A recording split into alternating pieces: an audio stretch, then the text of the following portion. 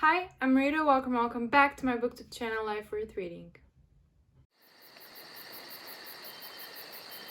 So today we're gonna go through my February wrap-up. February was a great reading month for me. I read 8 books, which honestly I don't think has ever happened before.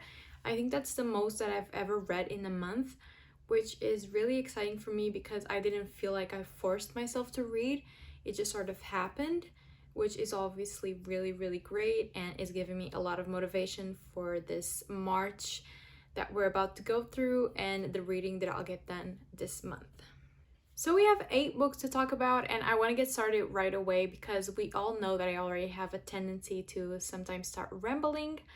So without further ado, let's just get into the 8 books that I read. Okay, actually let me backtrack that a little bit. I want to start with my only DNF of the month, and that was Tender is the Flesh by Agostina Basterica. This book was in my February TBR. I was really looking forward to it. It was my horror book for the month, but holy shit, I could not get through it. I'm just gonna be straight up. It's not the book's fault. The writing was great. The story was a little bit out there. So basically, Tender is the Flesh is about, it's kind of like a dystopian where all animal meat has become poisonous to humans. They are all deceased, so they kill every single animal out there, or at least they try to. And so they turn animal slaughterhouses into human slaughterhouses. So they start cannibalism, they start eating other humans, and I could not get through it for the life of me. Because like the actual descriptions of the human slaughterhouses, what they did to these humans before they were eaten, when they were held captive, was just horrifying. And I know that it is what happens in animal slaughterhouses, which is why I've been a vegetarian for a while now. Like I can't even, like, it just pains me. Like slaughterhouses, like the whole system really bothers me, and I couldn't get through it. So just imagining that also happening to humans, it was just so disturbing. It was so upsetting. Like I started full on crying during a horror book.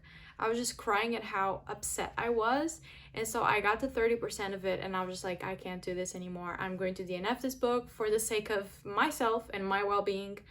And so I don't know what to tell you about that.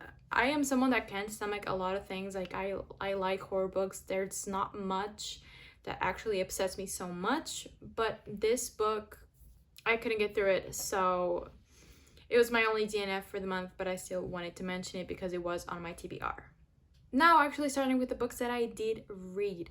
I'm going to start with my only nonfiction of the month and my only 5-star of the month, because this actually was the last book that I read this month. So I just finished this book, but I wanted to put it first so more people would know about it and more people would read it, because it was really good and I loved it so much.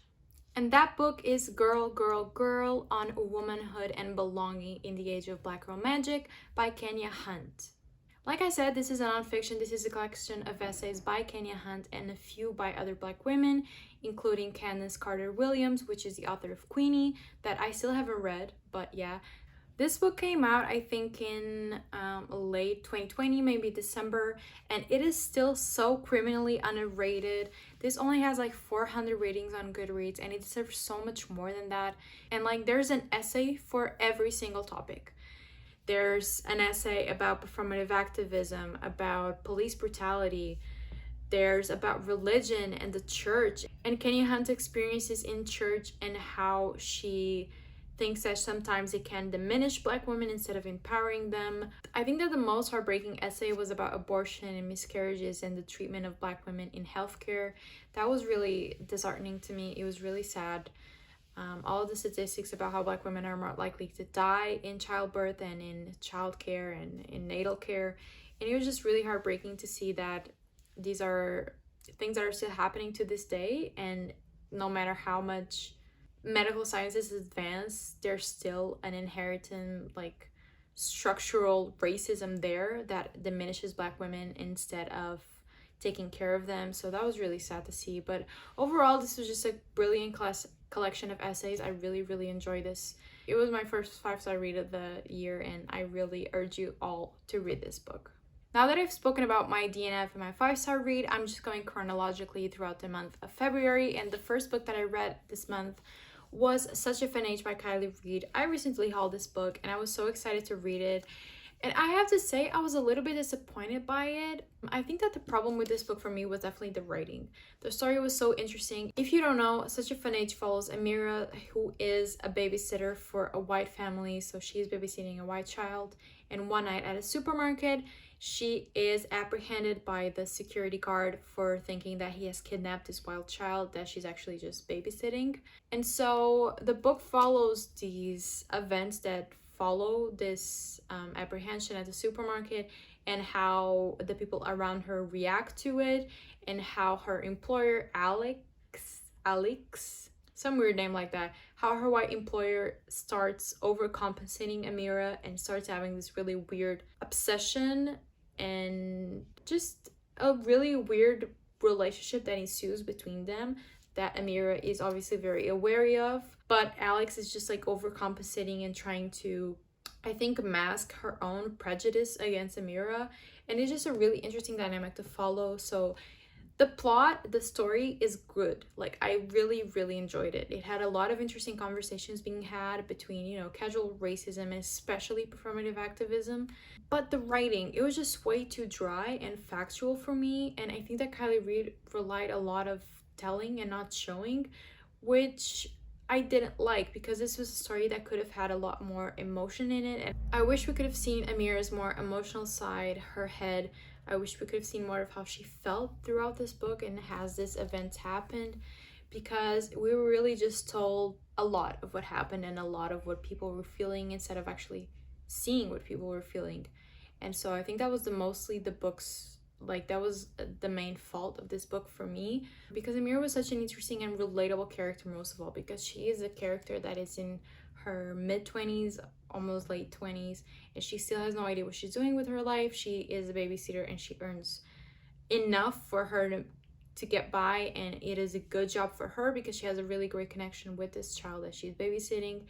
And so she is not in a hurry to get anywhere else, but she's not as successful as many of her friends are, and she sometimes feels a little left behind, which I think was really relatable for some people to not be, that it's perfectly okay to not be the most high achiever and the most successful friend in your friend group. Overall, this book was a 3-star read for me. I liked the story. I loved the conversations that were being had, but the writing just really didn't do it for me. I found it to be really underwhelming, and I didn't like all this telling, and I wish that we were shown a little bit more of what happened.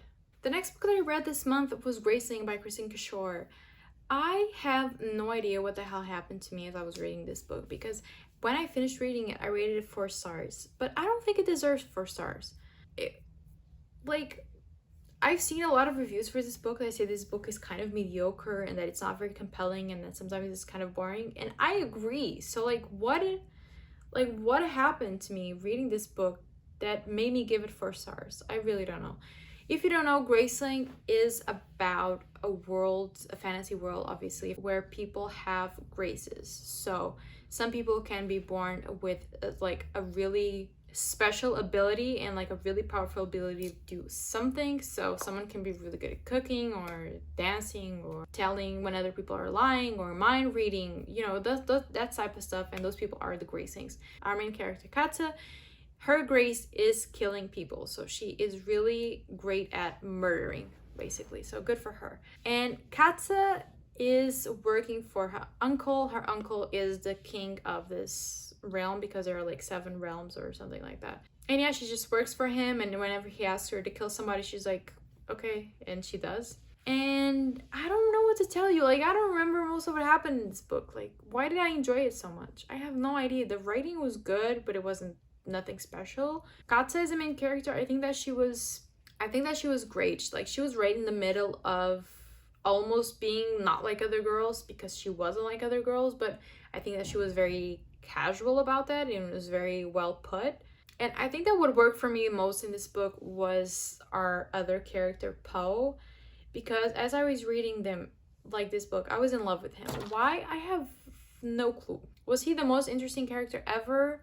Not really, but there was just something about him that I found to be just so adorable. Like I loved him so much, and I have no idea why. So I think that was really like brought up my enjoyment of this book, because the plot in itself was not that great. There were some parts of it that were so boring, and the final showdown, so there's this villain that has been hyped up for the whole book, and you're like traveling to this main showdown, and then the showdown is so lame and it just ends. And I thought that was just such an unsatisfying ending to this book, because if you hype up a villain and you hype up a fight that's going to happen, like make the fight good. So I feel like my rating has gone down to like a 3 or a 3.5, because I have good memories of reading this book and I was really entertained and I really enjoyed it. But now I'm just like, why? I will say that I don't agree that the romance was insta-lovey and fast. I actually felt like they had a lot of chemistry, and they did the friends first thing, which I love, because I hate when just two characters meet and they just fall in love. But I feel like if they try to strike up a friendship first, then when the romance does ensue, it is much more natural, and the buildup was there because they got to know each other as friends. I don't know, I feel like that's why the romance also worked really well for me. But a lot of people say that Fire, the sequel that doesn't follow the same characters, like it's a standalone book, but they say that Fire is even better than Graceling, and so I feel like if I enjoyed Graceling, I will enjoy Fire. So I'm really looking forward to actually continuing the series, so I can't wait to see what I think of it. But yeah, Graceling right now is a 3 or 3.5 stars, but I can't tell you what compelled me so much to like this book, because I really just don't know. The next book that I read in February was A Dark Lover by J.R. Ward. I will be really brief about this because I have a whole last rent review over this book. I went into this hoping I would like it. I went into this with an open mind. I went into this hoping that I would really feel this erotic story about vampires. But y'all tricked me, because this book really just ain't it. But I will say that my main problem with this book was how J.R. Ward treated women and how she wrote women, especially sex workers. It was so disgusting. It was really unnecessary, in my opinion, in a story about vampires, to go on and write so much and so badly about sex workers, prostitutes, and just other women that were not our main character. Basically, you already know this story. This is about a brooding vampire that is named Wrath, and he meets our unseasoned main character Beth and somehow falls in love with her. That's really it. That's all there is. So I'll just go quickly through it. J.R. Ward's writing of women, disgusting, unnecessary. What the hell was going through her mind when she wrote this? The sex scenes, boring, didn't make up for this 400-page book. They barely had any sex, and it just wasn't good, in my opinion. And just the plot overall, the plot was okay, actually. The plot was okay. I didn't hate it. But yeah, there was nothing really compelling about this book. I wasn't decided between like 1 and 2 stars. If I was just rating it based on what I thought of JR's writing of women, it would be like a 0 to 1 star. But I think I settled on like 1.5, 2 stars, because I did read a 400-page book. I had to give it at least 1.5 or 2 stars, because why else would I have put myself through this? Right? So that's all that I'm gonna say. Watch that review if you want to know more about this garbage book. The next book that I read last month was Misery by Stephen King. This was my first Stephen King novel. I had read his memoir on the craft, his book about writing and about his life, but this is my first fiction novel of his, and I really enjoyed it. I gave Misery 4 stars. It was a great thriller. There are not many horror aspects to it, I would say. I guess there are some more graphic description than in your average thriller, but it was definitely one of the greatest thrillers that I have read. It was so amazing, and it was just so suspenseful, and you just really feel for this main character, Paul. So if you don't know, Misery is about Paul Sheldon, that is a famous author in this, fictional world, and he gets in a car accident kind of in the middle of nowhere during a snowstorm. And he is saved by his biggest fan, Annie Wilkes, that decides to kidnap him and trap him inside her house so he can write another novel for her. Paul Sheldon is now incapacitated. He has shattered both of his legs during this car crash, and so he's bound to his bed and he cannot leave his bed. And Annie Wilkes, she's one of the most interesting, complex villains I have ever read about. She was so interesting. I loved watching her do batshit crazy stuff. Like, I didn't root for her. That's not the point of the book. But it is interesting to watch her just go batshit and do really evil stuff. And I loved Stephen King's writing. The way that he managed to depict all these emotions that Paul Shalom was feeling throughout the writing, he was really experimental with his writing. And so you could definitely feel like the panic and the claustrophobia of it all, and just how he was feeling so trapped and horrified to be with this one person that was clearly so psychotic. And it was just really interesting. I definitely recommend this book if you haven't read any Stephen King, because it was my first one too, and I feel like it was a really great start. And I really loved this book. It was really horrifying, so that was fun. The next book that I read was The Weight of Our Sky by Hannah Hakaf, and this book is about our main character Melati, that is Malaysian, as is the author. This is a non-voice story, and it is about this Malaysian teen that is experiencing the Malaysian versus Chinese riots of Kuala Lumpur in 1969, and it is just a great book. Honestly, I really enjoyed this. Melati, our main character, she suffers from what I would say extreme anxiety and OCD, so it is not an easy book to read if you suffer from any of those things, because it's very, I'm not gonna say, okay, I'm not gonna not say triggering, because I don't know each person's triggers, but it's not really anxiety inducing. It just makes you really feel for this character, because it is really exhausting being in her head, but not in a bad way. It's just really heartbreaking to see this young girl go through so much in a time where there wasn't a lot of mental health help. So there wasn't a lot of awareness about mental illness, and so she doesn't know that she suffers from anxiety and OCD. She actually thinks that it is a jinn or a demon trapped in her head, which was really upsetting to see her think that she is suffering from something that's so abnormal and wrong, when truly it's just a mental health issue and a mental health illness like a lot of people go through. And it just really sucks that she was trapped in a time where there wasn't any help for her. But yeah, so it was quite hard to read about this book because it does follow the riots. And even though this is a YA book, I wouldn't say that this book is like, it doesn't not gloss over the effects of riots, because sometimes it is quite brutal and there are a lot of, I'm not gonna say like graphic descriptions, but it really does not just gloss over the riots. It does mention like the way that people die, the way that people are raped and kidnapped, and just, it is very brutal for a YA book in my opinion, but in a good way, like in a way that makes you feel like this was actually happening. And I didn't know anything about this China versus Malaysia riots, and so that was already very interesting in a historical context. But I really liked our main character Melati, and I really felt for her. And throughout this whole book, she's searching for her mother because they were separated in the riots. They were separated, and so she's just looking for her for this whole book, and she feels just so alone. And it was a great book. It really hurt me in all the right ways, and so I would definitely recommend it if this sounds interesting to you, and if you want a more original YA, because this is one of the most original YA books that I've ever read.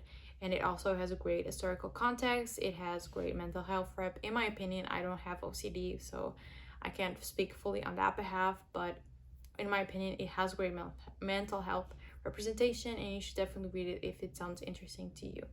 Then I read The Troop by Nick Cutter. This was a buddy read with Savannah from Riveting Reads. We didn't actually get to like buddy read this at the exact same time, but she's reading it now, so I can't wait to hear her thoughts on this. But I give this book 3 stars. I think I expected a little more out of it. I don't know what really went wrong for me, because I really liked the writing. I liked the plot. The vibes were absolutely there. I always forget to like talk about what that book is actually about. So The Troop.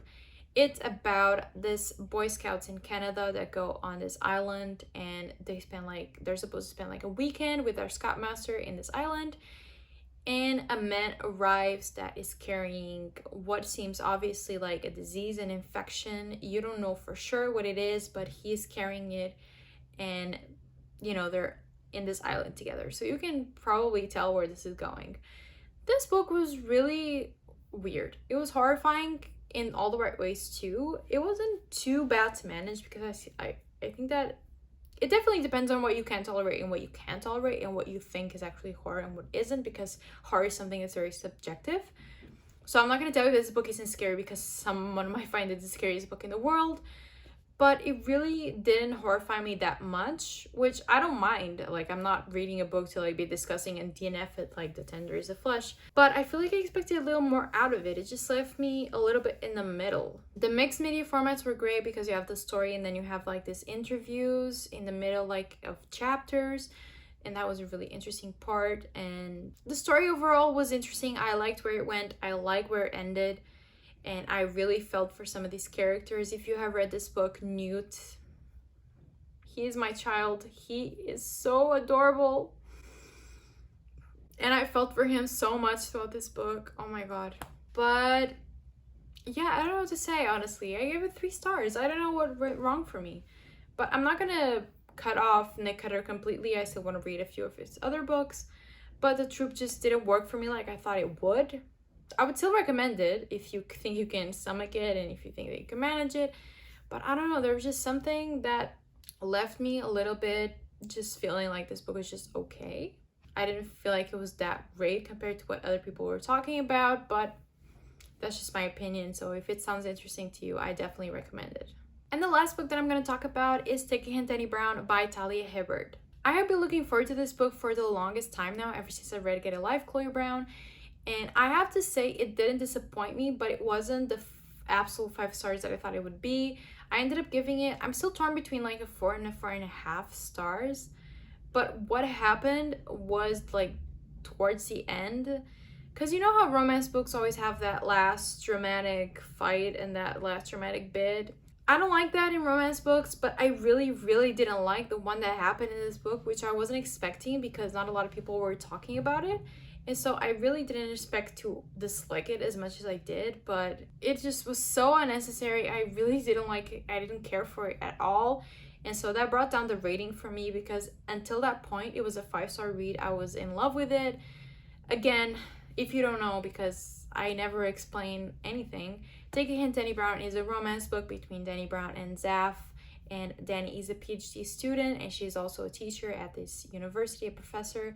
And Zaf is the security guard of the building and they strike up a friendship. So they're friends for, I think like 6 months or something, but they are looking for very different things. So Zaf is, you can definitely tell like he's completely head over heels for Danny, and Danny is not a relationship person. She is a bisexual woman that does not want a relationship. So she's just looking for a casual fuck buddies kind of thing.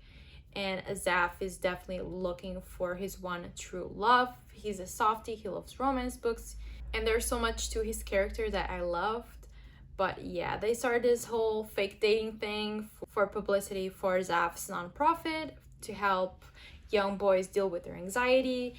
And they psych up this, you know, fake dating thing, and you already know where this is going. So this is a romance. So yeah, I liked the whole book. I liked the steamy scenes. I loved their relationship. But that last part, it bothered me so much. Like that last dramatic little fight that they had. I'm probably exaggerating. If you have read this book, it's really not that big of a deal, but I don't know. It just rubbed me all the wrong ways. I didn't like it. It bothered me. So that's what took down the rating for me, but it was still a really good romance. And so if any of it sounds interesting to you, you should read it because it was a good romance. And I'm looking forward to exploring Talia Hibbert's backlist of other types of romance that she writes. And so I'm gonna get on that soon as I'm again in the romance mood. Okay, so those are the 8 books that I read in February. It was a great reading month for me, and I hope that March is the same or even better. And I hope that I didn't ramble on for too long because I'm really not sure how long I've been talking, but I've really been trying to limit myself so you don't have to see a 1-hour wrap-up of my month. Let me know which was your favorite book of February and what is the book that you're most looking forward to reading in March. And as always, if you enjoyed this video, give it a thumbs up and subscribe to my channel for more bookish content, and I'll see you in my next video. I hope you have a nice day, and always remember that life is worth reading.